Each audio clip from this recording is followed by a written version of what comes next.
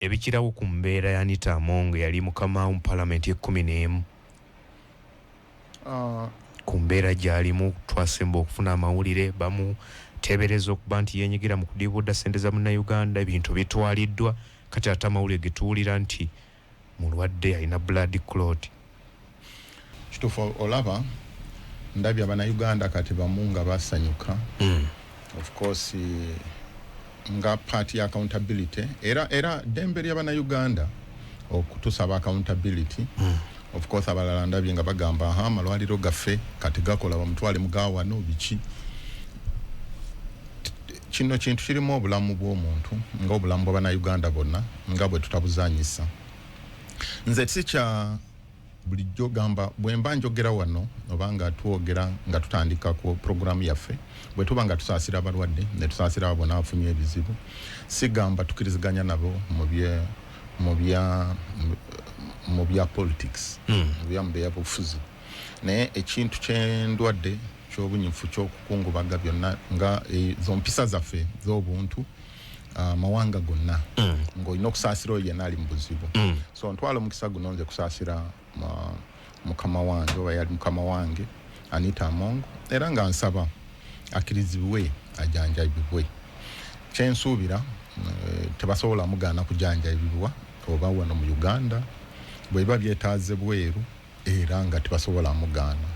osanga bino bitususseeko osanga maybe kesi ye esobola kubeera handled wano kyova olaba akyali mu ggwanga naye kyemanyi bweba esusseeko wano nandisabye of course government yaffe manyi era kijja kukolebwa oba bali mu nteekateeka oba bali mu gamba okumuleka agenda afuna obujanjabi obwetaagisa obulamu kintu kikulu ayinza kubeera n'emisango gye emisango gyonna giwozesa omuntu omulamu towozesa mufu so kirungi abeere mulamu akola accountability eyo kujjako nga bo government ekirabye ngu kisoboka wano era eri ni control ekyo nakyo kiri awo naye kyenzikiriza era kyenandigambye nze mu ndowooza yange bw'okiba nga kisusse wano twagala omuntu nga mulamu naye alabeko oba byamusobako naye abirabe nga bikyuka kibeera kiri kya bwenkanya kati nga Right Honorable Anita butalaba Right Honorable Oboth Boss nga akola ekyo kyetusuubira kyagenda okola ekituufu ekirowoozebwa nti Anita Among kyamulema naye ebeera lesson gyali ajja abeera muntu mulungi nnyo katugambe ng'awa obuwabuzi oba ng'agezaako okulungamya abantu kiringa nga Amini oba president abalala bwe yava mu ntebe ndowooza naye yina lesson emu oba bbiri ze yayiga gamba bw'omuyita nga head of state kuwa amagezi wandirabidde ddala omuntu akyuse omuntu alina obugazi n'agamba naye naawe ng'omuntu ng'okoze ensobi okiraba mu mutima gwo n'otegeera ddala kino n'ali mukyamu sino saali mukyamu naye gamba Right Honorable Anita Among kati waali era naye ensobi ze alina kuba ng'azirabye ng'azitegedde kino n'akozesa busungu walimu ebintu byakozesanga obusungu of course wadde nga mu mirimu gye mu palamenti nagamba sit down n'olaba nga avuseeko gamba you nansana yes kati ng'ebyo naye muntu afuna obusungu ng'omulala ye nanga bino bitwogerako gamba mulimu omuntu byakozesa obusungu naawe n'okiraba n'ogamba ono buno busungu naye kino nedda ayisizaawo naye ffenna tubikola ffenna tulina okusonyibwa gamba Yesu bwe yagamba atakikolangako amukube ejjinja erisooka walaba Bayibuli egamba buli omu n'asaasaana bonna musajja yagenda kuyimusa bw'ata amaaso nga tewali asigaddewo kati ekyo kikola nakati so nandisabye gavumenti oba mukulembeze waffe w'eggwanga nga we tumumanyi jjajjabe muzeeyo alina ekisano nze nsuubira tekiringa bwe kiri katugambe abamu ku bannayuganda balowooza nti oba waliwo enteekateeka y'okwagala okufulumya Anita Among eggwanga nga kiyisibwa mu mbeera bwete Abannayuganda tojja abalemesa kulowooza nkubuulire kati nebyoyogera kati oyinza gamba lwaki abyogera kati babalowooza kubanga Katonda abijjeewa gamba mulimu agamba balimba si mulwadde kati agamba oli n'agamba ngu ayagala kutoloka Yes. zonna endowooza ojazira kati omuntu bw'afuna ekizibu n'avaawo kati ne batandika biri byogedde ne babivaako oyo mwenyini yalagamba ayagala kutoloka obanga kabadi kati kabadi muntu yali akola analysis ya late Segirinya nga bagamba oyo ukodyo simulwadde yamala okufa kati twagala nnyo bawuliriza nga kimaze okubaawo nga kati kaliko wagambanga kabadi nakano kabadi kufa gamba abana Uganda omanyi walimu ebintu etulina okutwala tuleka abakugu babitwale maaso kubanga at the end of it all fenna tulina we tukoma mu information gye tulina n'abaana abamu katugamba balemeddwa omutwala kujanja balina kiloti katugambe naye baganya omutete tumanyi bye bamanyi tetubimanyi naffe tukoma ku information gye tulina gye processing nga budde buno kati omuntu ali eyo obanga wa security nga alina kyamanyi kye tutamanyi ayinza kubanga atusekerera ng'agamba laba bano gamba okumanya omusajja omu yagamba abatamanyi bali bulungi mwina emirembe mu abatamanyi namutegeera mu bukulu walimu ekintu kyoba omanyi ng'olaba oli ayogeza butamanya obanga nga kikumenya yagamba abatamanyi bali bulungi balina emirembe mwebaka ne mukeera ne muloota n'okuloota kati kubanga tomanyi kati olumu waliwo gamba obasinga saamanya naye nga nakyo kibi butamanya nakyo kintu kibi nnyo gamba kirungi omanye ofena kyoni kikuluma n'olaba omuntu bintu byakola ne bikunyiiza obaki naye kubanga omanyi kati walimu okumanya bwe kumenya ne kuluma ne kutawaanya ne kuleetera ekizibu kingi so byonna bibi naye nze njagala nnyo okumanya nfano kyo nga nkimanyi busungu nga bunuma naye abatamanyi beebaka balina emirembe kino nno kyekindeese ku mbeera eyebibuuzo ebingi olwaleero ebiriwo nti ebizibu ebigudde ku Anita Among nga byamugirano kumukumu kumufuumula mu paalamenti nga sipiika mu mangu kutwala bimu ku byobugagga bye motoka zigenze n'ebirala sawa yemu ali ku ndiri mu space ya myezi 2 kati ekyo kujjako nga tolina mutima nga tolina kati ffe tuba tujja mu kyokuyiga mba nina mu kyokuyiga omanyi experience yekuwa entambuzaayo y'obulamu mu maaso kati nze kyensuubira kati nga Obotho kati kantunde ku level eyo right honorable Obotho boss bw'abeera nga abiraba alina kyayiga gwe nange tulina kye tuyiga ensi eno singa omuntu yakugamba kino emyezi 8 emabega mu December nze right honorable Anita yali mu constituency yange enaku z'omwezi 2 mu something nga nze ne president naye power gyatambulanga nayo ng'olaba ng'ogamba buli muntu ng'agamba njagala kubeera nga Anita kati bwebuuza kati bameka bagala kubeera nga ye otwale biri wale mwegombako n'ebizibu kati byayina bajja gamba nedda bamudduka buddusi gamba buli muntu kati abantu bakyusa ne profile bantu bali bateeka n'ebifaananyi bya Anita profile pictures bwe bamukwata bwe abantu ne babijjako abaali bamukubira akadingidi n'olaba abantu nga bonna batandise omwegaana waliwo omuntu omu yeegaana Anita mu maaso gange ne gamba banayense no namwegaana nagamba nze oyo abadde talina mukwano engamba mukama ffe nga tubadde tumanyi yamukubira akadingidi yasiiba weya va ku mutume oyo mwogera mawulire ngamba ffe eri gamba niweewuunya tya kisolo muntu mikwano mitono kimanye kati bw'oba toyiga tojja kuyiga omuntu nga Anita mu kaseera kano n'afuna ebizibu ebyo kati gwe mbuuze bantu balimu abatakwata n'esimuzi waliwo minisita omu nagamba mukazi yakubidde omuntu nga ntudde naye nagaana okwata esimu ye ne mugamba mukwate nagamba can you imagine ng'ate luli yabadde amunoonya gamba nga maama nga tusimbye line ku office n'okumulabako bulabi nga bakukuba ekikono okumusinkana mami mama kati tebagala nakwata simuzi naye simanyi nze mikwano oba byobufuzi bwetu ebirina okubeera naye tubeereko n'emikwano gamba omuntu wadde nga sirika busirisi naye nga ate tomwongeddeeko kisinga okubeera ekibi ate kwongera ate kumwogerera ebibi nze gamba tabadde ngunyonyo wange abadde ndaba yes honorable Alan yes honorable speaker ngo mukama wange nengedde nga mukama wange naye waliwo abantu bali omukazi nga abatwa nga bagenda we nga babera n'ekizibu ng'omukazi nga bantu be naye kati beerako ne kyoyiga era nga bweeyisa mu bantu kati speaker nga bwe yeeyisa mu bantu luli andaita Banita Mong kyekijja omuwanirira kati oba omuntu gwe yakola obulungi nga mwogerako bulungi nga mwagaza birungi gwe yakola obubi kati bali mu kusanyuka kati nga bwe weeyisa mu bantu ng'olina obuyinza kikulu nnyo mu nsi eno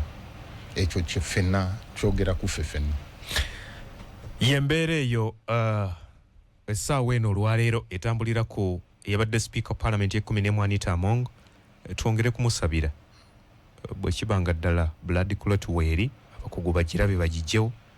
obulamu busigale nga butambula kubanga eggwanga likyamwetaaga okuweereza era abantu baddamu ne batamwesimbako abe Bukedya yensonga kyayitamu nga tavuganyiziddwa wangi saagala bigenda mu nnyo kubanga mawulire ffe tusoma bingi mawulire kati tumanya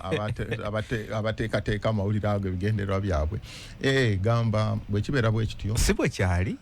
of course yajja nga tavuganyizibwa era bakama namulangirira anopost ekituufu naye gamba kati bw'ofuna obuzibu bw'otegeera ekizibu kyonna ky'omuntu kati olaba wano nga olina emirembe naye bakufulumye wano olaba abantu bagamba ono kagoogwa abadde anuuna na sukaali wano naye muze kibadde tumanyi byatandika nabululu walaba bamuteeka wano ng'asoma mawulire ago mawulire si yali agasoma yali akozesa kompyuta gamba ebintu nk'ebyo yali AI si yabadde akola ekizungirizi program abadde tabeerako osika googwe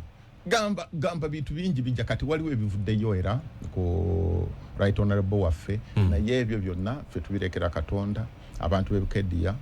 nabo bamanyi oba omuntu wabaki so kyenvudde nkugamba saagala bigendamu walimu abawulirize bwereeyo bayinza okuba wano simu bagamba gwolondera eno kati mwebale nnyo kakisigaliraawo munnamateeka Martha Karua ebyamuguddeko nga ne munywanyi we Lukwago kye bajje bamukwate birekawa ekifaananyi kya Uganda eri amawanga amalala of course tebituleka bulungi kina leero ndaba media zonna Kenya mukazi ate bano bannakenya bamanyi ekintu kya media okwonoona bo bayinza ate kukikozesa kwongera kutwonoona kumbe nga tulina empalana zaffe zebyenfuna biki imagi kati bo babuukidde ekintu baali mu kutwonoona bubi nnyo kati oba kidda ku kiri gamba ngeri gyetu handling ebintu byaffe nze manyi tulina abakugu era abantu abali mu gavumenti nga Minister of Foreign Affairs bamanyi kyokola naye okuredeeminga image yaffe naye kyendaba ku social media oba media platform esinga si kirungi kino kiddamu kiri kyetwatandikiddeko okwekuba mu kifuba tulina okwekuba mu kifuba lino gwanga lyaffe twalisangawo tulina olikuuma tuliwo abazukulu naali mu programu emu mu workshop emu yaba refugees gamba ng'olabira ddala tulina buzibu bwaffe n'abarefugee naye ekintu kyesabira Uganda kwe kubeera nga tudda mu mbeera ya refugees mu biki okutabangula eggwanga lyaffe eggwanga lino tulina olikwata nga glass gamba tiwali kintu kibi ekidiibudde kimalamu ekitiibwa ng'okubeera nga refugee ngumwadduka mu ggwanga lyamu abantu tubateeka mu kitiibwa abantu babalaba nga bafeeri kati eggwanga lyaffe we tutuuse ggwanga ddungi tulyeyagaliramu tuyina emirembe tutambula saa 8 gwa kiro nze naliko South Sudan nga South Sudan yakafuna obwetwaze nga balina emirembe nga bali bulungi naye bamaze ne balyonoona olabira ddala tebakyawera kati tulina okutunulira ekintu mu ngeri ng'eyo okutunulira eggwanga lyaffe mu ngeri ng'eyo kiyita ffenna ab'obufuzi abali mu gavumenti n'abatali mu gavumenti okutuula wamu tutuule wamu lino ggwanga tuliteeke maaso ffe twejjewo maanyi gayinza butakola gamba okukola ebintu bino mu lwatu bwe tutyo bitwonoonera gamba tunaaza ne twanikira mu waliwo omuntu kati nga kati tuteeka sente nyingi mu foreign affairs kutereeza ekifaananyi kyaffe ono Martha Karua of course naye abadde ayagala kuleetawo embeera ng'eyo kyamuleese twandimuwerekedde wadde kujjako nga security nga bwe nkugamba kujjako nga security erina kyemanyi kye tutamanyi mumuleka najja abadde ajja nakubya Besigye najja n'awolereza n'addayo nga tetumufanako kati kumukwatako ku airport wano ne tumuza ku nyonyi ne tumu kati kimwongedde no position kati eri United etukuba buli kaseera konna eri mugana amawulire olabira ddala kati bali more stronger kati security emanyi nze kyekimpa sometimes nengamba okay maybe waliwo kyetutamanyi bo kye bayinza kubanga bamanyi naye eggwanga lino tulina olikuuma nga akalira oba nga apple yeriso yaffe emunye kubanga eggwanga lino ddene tulina emirembe gamba nga general emirembe kwegamba bantu bangi abatwegomba era bwoba oli muntu gendako mu ggwanga eritabuseeko lirabe era ogenda olabe mu ggwanga eririmu emirembe bw'olaba abantu bagende Dubai ne bagende USA ng'otambula ng'olaba wantu waliwo amakubo amalungi bitaala masitreet gaaka ne twegomba kyetwetaaga ffe bannabyabufuzi ffe abaleeta ekizibu ffe aboonoona eggwanga kubanga nze nandigambye mulimu ebintu ebituufu bye tubadde tukola oba tubadde tandise okola oba ne government katugambe PLOU byebadde tandise okola nga tuli buli muntu musanyufu ate bibadde bigenda akola etutumu chairperson wa PLO yabeera ate mu bireeri popularity neki kusinga bino ate gamba ekintu kyo gamba ngo singa tulemedde corruption Abannayuganda babadde babuukidde ekintu nga ddala nze nandisabye ture branding bwe mutyo kubanga kibadde kigenda kufuula NRM ne banywani b'amaanyi nnyo. Okay. Wabale nnyo balire ddala ebibuuzo bingi obwakasajja fuba nga buyitiridde nnyo mu nkola y'emirimu mu Uganda. Ku noti 752 113 113 noti 393 114. Tulina ensonga ya leader of opposition Joel Ssenyonyi versus General Muhoozi ne Rugaba kituuse kuba nti kituuse n'okukola ennongoosereza leader of opposition parliament yebe mulonda gwe Munnayuganda olowooza kinaggwerawa. Tulina ensonga ya Anita Among olwaleero ebimutuuseeko mu space ntono nnyo nga kati ali ku nderi eri ku nsonga zonna. Eggwanga Uganda lyandibadde litambuzibwa litya kwawukanako n'engeri gye litambula mu kati kubanga tulaba obwakasajja fuba buyitiridde nnyo naddala kube tulowooza nti balina okutambulirako ensonga z'eggwanga. Obusungu ensonga tizitambulira nnyo ku busungu n'okulaga eryanyi gundi yayogedde bw'ati nange kankole bwe nti mulage nti nze ali waggulu we awo tuli kati tulina okutambulira oba tukyuseemu. Kibuuzo kigazi naye ekitambuza eggwanga mu mawanga gonna gali mateeka n'ebiragiro. Mateeka gatukuumira mu level y'emu.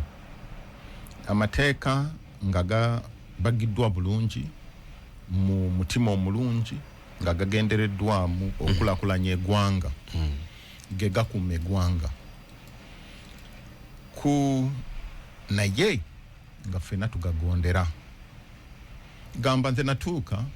ku lw'okutambula ennyo nga ntambudde wano ntambudde wali nga ndina ekibuuzo ekindiko ku mutima nga neebuuza lwaki mu ggwanga lyaffe kino kintu kirema si kyamateeka. Gamba ng'olaba eggwanga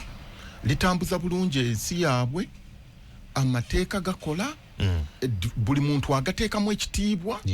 Naye wano w'osanga wa taxi ebitaala ne bigamba yimirira ye n'ayitawo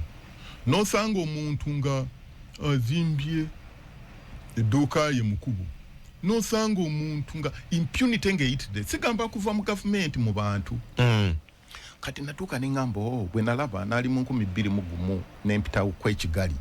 nasanga president oyo Kagame nga balina bibamenya biki nene bantu nga bamukyaye biki naye naddayo nga bamwagadde naye nga waliwo oda ng'olaba bonna wa boda ina element bitaala tuuka nayimirira nga nsi eyagaza buli omu atambula agula gamba amateeka fena tulina gagondera ge gatambuza eggwanga mwenna nga mugagondera so ekyo kyekikulu kasajja akogamba kaleetebwa nze wannatuuka ninga mbu batwetaaga muka dictator myaka mitono dena aveewo nga bwete bwendowooza kubanga ng'otuka jas ng'otuka mawanga gano agayina katugambe Bwakabaka oba abantu bakwasa omukono gw'ekyuma biki ng'olaba ate gugali bulungi nonna aliko bagamba dictator bwempulira anti gamba dictator mu atuwa obuyinza birala mutujja byogerako budde tetubuyire atuwa obuyinza okwerondera kubanga singa tebiriigo nze sandibadde mubaka wa parliament waliwo gwe najjayo abantu nga bampadde obululu obungi okusinga bwoli gamba mulimu debate gamba oba kikola bakinaye bw'ofuna omuntu ng'abawuliriza eteeka nga naye eri mugondera omusajja ono ye musajja ateebaka mu kumuyita dictator ye musajja nze naaliko mu meeting gamba natukana gamba mulowooza ki mukulu w'eggwanga ayina naye nabuuza mulowooza ki tukoze tutya wano kyetwagala ne tuwa endowooza yaffe eno ayinza okuleeta ekifaananyi ekirala naye akonsultinga abantu mu bintu ebimu ebisinga so gamba nze ndowooza enfuga y'amateeka y'ejja okuwonya ffenna tulabe nga tuli safe bwe tuva mu ekyo abantu balaba nga bali vulnerable ate nga batwala amateeka mu ngalo ate ekyo kyonoona eggwanga n'olabira ddala nga abantu boonoona eggwanga yes kino kintu nange of course mbadde mbisoma mawulire ebintu bya leader of opposition okumukyusa oba okumulwanyisa n'ebibadde bitambula mu ggwanga byonna nga biva ku butakanya Mabel Kwata Honorable Mayor Elias Lukwago former Lord Mayor Elias Lukwago yes nga bw'ogambye mulimu obusungu mulimu butaagaliza mulimu ki nze ndowooza ng'eggwanga tulina kwekuba mu kifuba tutambuze eggwanga mu ngeri y'okusonyiwa n'obutateeka mu busungu mu bintu eby'enkizo omanyi siri lawyer naye abalawyer babateekera gamba the law is blind teeka teriraba okola ekintu ng'omanyi enkeera oba enkya bwenabeera nga ekiswa kikyusiza amaaso nze mu kino ndinza okulaba because nga bw'ogambye Honorable Richard Lumu mu 11th parliament yagezaako okuleeta endongoseza mu mateeka ga parliament ng'ekigendererwa kyekyo oba kulonda bulonzi leader of opposition kintu kyonna bwe kiba kikoleddwa mu mutima omulungi mu kufumiitiriza nga kigenda kuyambako okubetaringa empeereza nga bwebadde tukyaniriza buli muntu alina okyaniriza munamuganda alina okyaniriza kubanga kiba kireetawo enkyukakyuka enungi ekintu kyonna ekyalemesa Honorable Richard Lumu kyali gamba buli muntu yakifuna nga kiringa kizeemu kubonereza Joel Ssenyonyi nga Joel Ssenyonyi oba opposition ng'efunye mbutakanya ne Right Honorable Speaker bwe twatuula olutuuza lwaffe eggulu yes nga gundi Joel Ssenyonyi ne tiimu ne beediima ne batagendayo bagamudibuda ssente za bannayuganda kati speaker n'akirama mu mutima gw'okumunyooma ng'ayagala ku ng'alinga akangavula mu lugungu tukiyita kusena gagamba bw'onyiga ku kiwuka ng'olina okukitontogera gana mukiyita mutya gamba naye yakozesa busungu kati eyo gundi ya Lumu we jajjira kati teyafuna blessing y'abannayuganda ne ba members of parliament fenna nga tutulaba nsonga nga kireetebwa naffe eggulu kyatukanga bukanzi kati buli bw'oleeta ekintu ekipya abantu baagala kulaba okireetedde mutima ki enongoseze negenda kutuyamba kuyamba etya bannayuganda kijjira kidda nekituukaawo kati netukikuba mu tooki netutandika okisunsula kati nowadda kino pressure kuva mu abantu bano public opinion eryetya abantu kati batuuka nga balaba nga batandika okukivumirira ne mufuna amasimu biki kati waliwo collective responsibility katugamba kati nga NRM caucus netuula ne president mwenyini nga alina ekintu kyatugamba okukyusa wadde omwanyi biki yatwalanga obudde kutunyonyola wava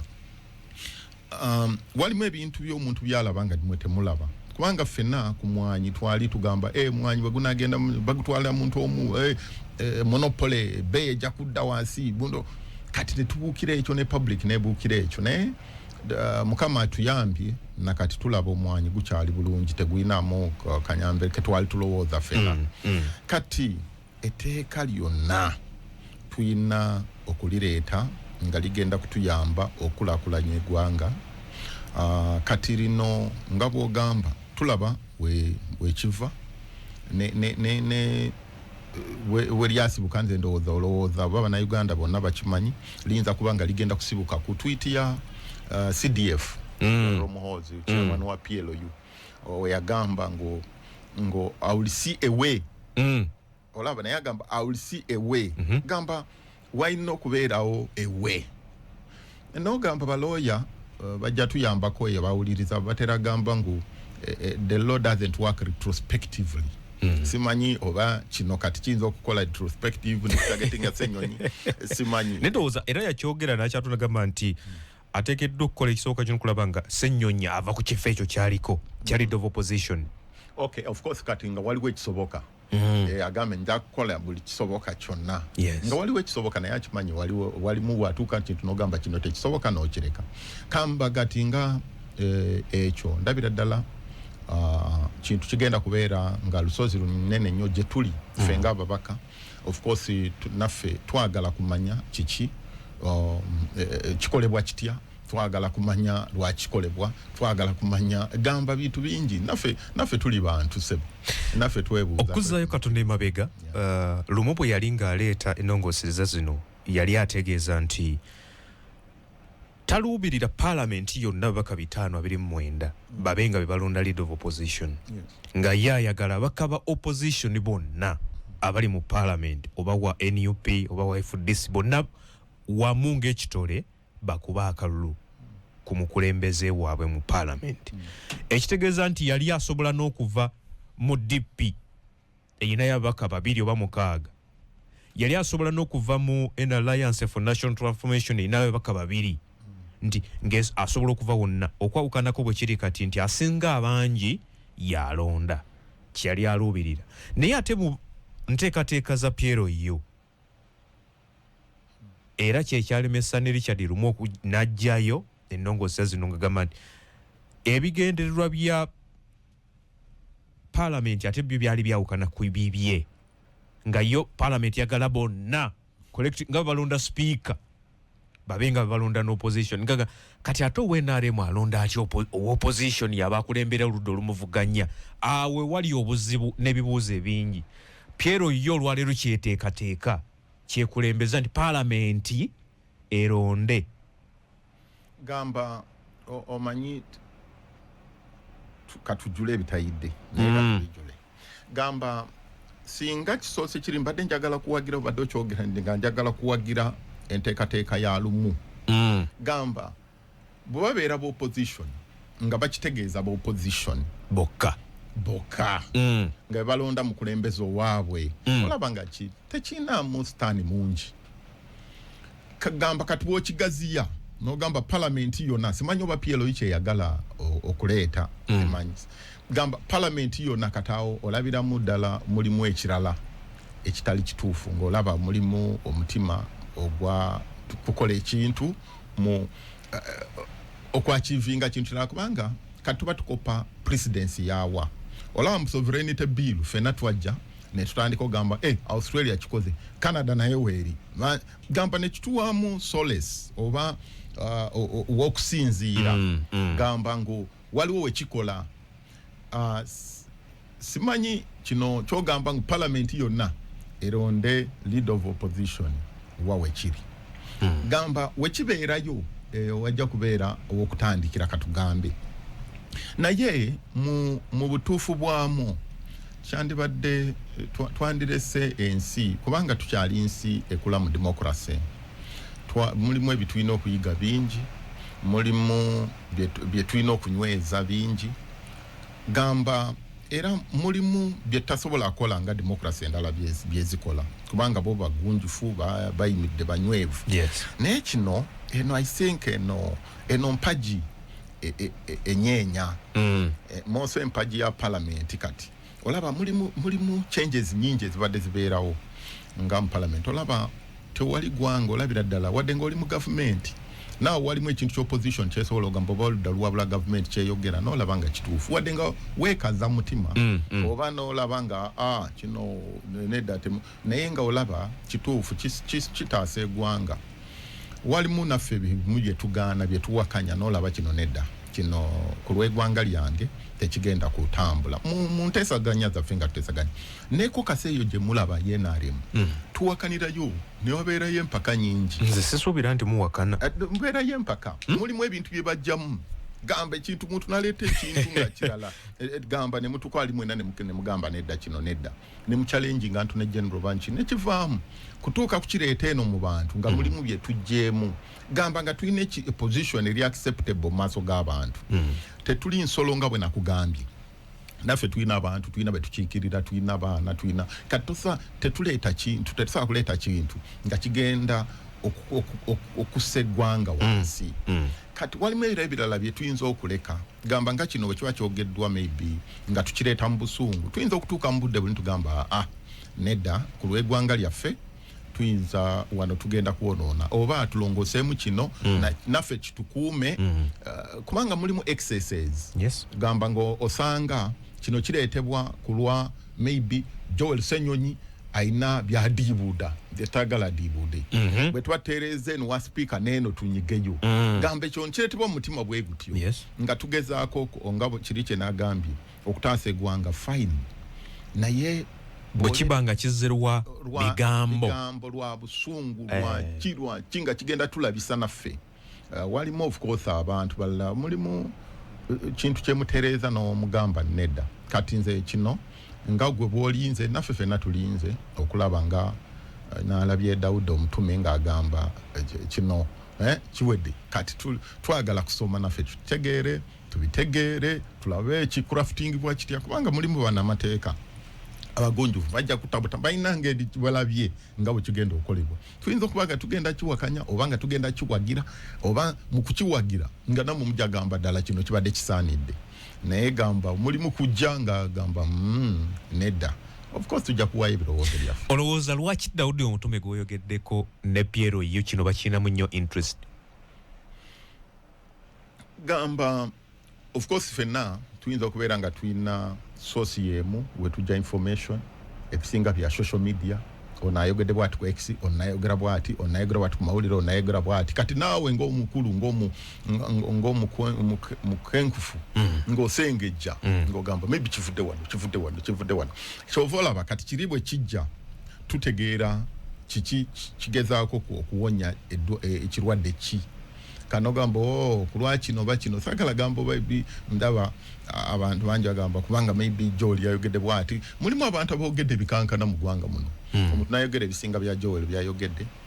ne bayitawo president n'abatunulizi oba navaayo lumu yagamba n'agamba nze nange simanyi otwale batwali mu bya NRM oba mu public n'agamba nange ndi n'omumwa onjogerako nange nenzija n'enkozesa omumwa gwange n'okuddamu kati approach eyo naye weeri gamba oli ayinza kwogera kintu n'olaba nga si kituufu nawe n'omuddamu kati approach ya president ebadde bwetu ng'agula ne airtime n'ayita eggwanga n'ayitamu abanamawulire n'ajja n'addamu ekintu n'agamba luli n'awulidde kagoogwe ng'agamba bwati ne bwati ayogera bwati ne bwati kati ku lw'ekyo ngenda mukola ki kino kyekituufu kati eggwanga nga tusobola liddukanya bwetu noleka omuntu n'abeera neyizise nawe n'obeera nayiwawe muntu nayogera ekikye kyova tuli wano people's representative kujja kwogera ebigambo okuddamu either kusangula obulimba oba okwogera amazima kigwe mulimu gwaffe webale nnyo webalire ddala Honorable Alan Atugonza lw'okumulungula ensonga nga bw'oziraba ensonga ya Joel Ssenyonyi bangi balowooza nti eva ku press conference gye yatuuza sabbiiti ewedde okwogerako ebyali bigenda mu maaso naddala ku kuwambibwa n'okubuzaawo kwa Lukwago oluvannyuma n'azuuka n'atwalibwa ku poliisi y'ekira ate kaakati awere ennemba n'omusango amuggulwako wabula yali avumirira engeri Lukwago gye yali akwatiddwamu n'ebirala ng'avumirira amagye okwetaba mu bintu by'okukwata n'okuwamba abantu n'ebirala biringa ebyo. Oluvannyuma General Muhoozi n'amwanukula aga gwe ekifo kiri mu lusuubo ssaawa yonna otulabyeko nnyo. Tubadde tuli awo n'akatayi nga tekasaze nteekateeka z'okusaba kiraka Paalamenti ensonga ekomewo mu Paalamenti n'etandika era bakulu bategeeza nti enkya bagenda wa kiraka Paalamenti weviira mu luwummula zimu ku nsonga ezinaaba zikubaganyizibwako ebirowoozo oba oli awo tulize nga kukolamu ssente. Yes. Kati ku lwekyo ne kireetera kati abantu bano abagumanyi ng'omulimu oba omulimu gwe basobola osanga Haji atula Kampala alina kizimbe mu Kikuubo atayina maato 20 ku Lake Albert gamukene n'osanga ennyanja eyo eri shared resource tugigabana n'eggwanga eddala transboundary waters tugigabana n'abantu abangi abanakansangwawo be wano abasese katugambe naawe nze ali mu nsozi ndi musubuzi w'omwanyi nzimba bizimbe noonya buli business yona weeri n'engenda ate n'endeeta maato 20 mu Lake Victoria. Emirimu egyo gyeko kati bw'oleeta ono abadde avuba katugambe migoni nga nvuba nungi naye nga oleese kati envuba empya katugamba amataala katugambe ki ate n'oteekawo pressure nyingi ennyanja etuuka n'ebeera ne pressure mpitirivu nga kati ebyennyanja tebiriimu kubanga mubivubye nnyo mubivubye katono beesente nze nkola buli kyensobola nsobola n'okuteeka gundi n'okuteeka okwongerako obutimba ne butuukira ddala wansi ne bukwata n'amagi g'ebyennyanja kati ye problem gye tulina ye problem gye tulina kati okukaaba okwo ani akaaba mulimu abantu b'emirundi ebiri mulimu nze businessman atuula e Kampala n'enteeka maato 20 esese n'oli omuntu ddala bw'aba tavubye ajja kusaanawo twanditunudde oyo omuntu wa bulijjo for socio-economic transformation. Ono businessman eno nvuba bw'ebeera mbi ate nga yeteeka pressure ku nyanja wandisose n'otwesonyiwa ozeekola ssente lekono at least bano benva at least bano bogamba ngu tukendeezeko omujjuzo ku nyanja tusooke tujjemu abali yaddeko mu byenfuna abajja okola business abatalina mutima gw'ekintu abasese omusese tojja mugamba amalewo ddala aleme okulekera n'omuzukulu nedda naye nze azebuzi nvudde waffe buliisa nenzija esese tekinkwatako nze noonya ssente bwe kiba ky'okuteekamu ekitimba nga nkima bukimi byennyanja ekitimba nenkireka mu nyanja wiiki yonna nga nze nkima bukimi nenjamu ebyennyanja nenkizaamu nze noonya ssente so government oba twandisoose ntutunulira abo kyova olaba kati registration y'amaato eze ku nyanja ndowooza kigenda kufuna eddagala kufunira ekyo ekintu eddagala so okukaaba kw'abavubi mulimu abakaabisa ekyejo katugambe bano abazze abatafaayo naye mulimu abaawo abantu b'ennyanja eyo abakimanyi ng'ennyanja yebaleze kwe bazaalidde abaana ke kagwa kaabwe omwana ali mu senior 4 ku ssomero lwa nyanja kitaawe bw'abatako kitaawe talina na ndimiro bw'omujja ku nyanja agenda kufuuka mubbi abo okukaaba kwaba amaziga gaabwe tusaanidde tugangwire tugafunira eddagala naye tugafunira tutya eddagala waliwo kye tuyita Fishers Fund esente ze twasaba nga Parliament tusiteeka ntugamba abavubi bafunire sente tubafunire aquaculture omuvubi kyayagala sente mu nsawo n'okulya kyayagala gamba envuba mbi egyo tuyita mbi agikola kubanga ayagala kulaba ekyennyanja neno ne tubafunira cages ne tubafunira ebidiba ne tugamba bibyo mu parish eno milioni za 10 ze tubadde tubawa katugambe bidiba bibyo bidiba 7 kati muinamu ebyennyanja bwebiti nga mmanya myezi 3 mugenda kubijjamu mufune milioni 3 muvubi talina problem. Ekitegeeza envuba embi emenya amateeka egenda okujja ku nnyanja ezzerwa bano abeeyita nti balinamu kasente omuli abakungu ba gavumenti abategeera nti ennyanja eriko ssente omuli abasuubuzi abatutumufu afunyemu kasente ng'asobola okugula yingini 20 n'amaato n'agayiwa ku nnyanja mwaleetera ebitimba ebimenya amateeka kubanga tabimanyi byateekeddwa okukozesa talina experience mu kuvuba n'akomekereza ng'ayonoonedde bannansangwa ku nnyanja bamubalira nabubalizi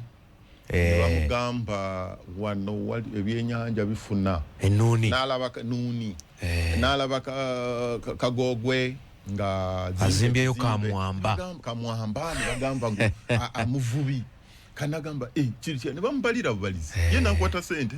nagamba mugende mugula amataala mugende mugula amaato mukuba amaato n'ateekwa amaato 20 naye kati abo be basinze nze kulowooza kwange wetunulira omanyi kuleka Albert tulinawo n'aba Tanzania mu Tanzania avuddeeyo azeeno abuse ennyanja mmeka abuse Victoria zonna eziriwaawo paka kwa Albert abavubi wotugambira biri ku Rwampanga sina kizibu nakusenguka sina kizibu nakusenguka negamba kati bana balese sente abamusiga nsimbi be bagenze kati fa ababalira fa abali ntogamba Rwampanga bw'oteeka mu bwekiti omanyi bantu batukako n'okutisa ebyennyanja obutwa kubanga bagala kola sente kato yabeera mukozi wa sente si muvubi tuwali muvubi asobola okukozesa obutwa kuteeka ennyanja kubanga kyaffectinga obulamu gamba ono amanyi tagenda akirya akivuba vubi n'akitunda kiki ekimugaana okola ekintu ky'obutemu ng'ekyo so nze ndowooza tulina okubatunulira tukyuse mindset y'abantu baffe edda nze wali tosobola kungamba kulunda enkoko enzungu oba kukwata ente eno nzungu nalabiranga ddala ng'ompa kintu naye kati abantu babimanyiridde ne bategeera biri mu sente era amata gawo malungi era ne babiyaniriza kati tulina okukola mu bavubi baffe mindset change tubalage ekyannyanja osobola kirunda otya tubalageko modo ne balabe ng'ofuna sente y'omuvubi bw'alaba esente ng'eyingira mu nsawo nze nkulayirira omuvubi kyafa kyekyo bw'omugulira sigala n'omugulira amafuta gamutwala n'afuna ky'okulya tugiyita katanga n'afuna sente ya kimbo ya kalo biki abaawe ye muvubi ali byaleero bino ebirala tubayigiriza buyigiriza kusevinga naki ate balina obatuusaawo webali nnyo balire ddala mpuliriza ku radio 4 radio 7 ne radio 8 webali nnyo balire ddala katono nnyo katujje twongereyo ensonga maaso nsonga nnyingi twagala tukoneko ku nsonga eya leader of opposition parliament Piero Yune NRM babalaki kugoba opposition mu parliament awo Munnayuganda yeetaaga annyonnyokewo bulungi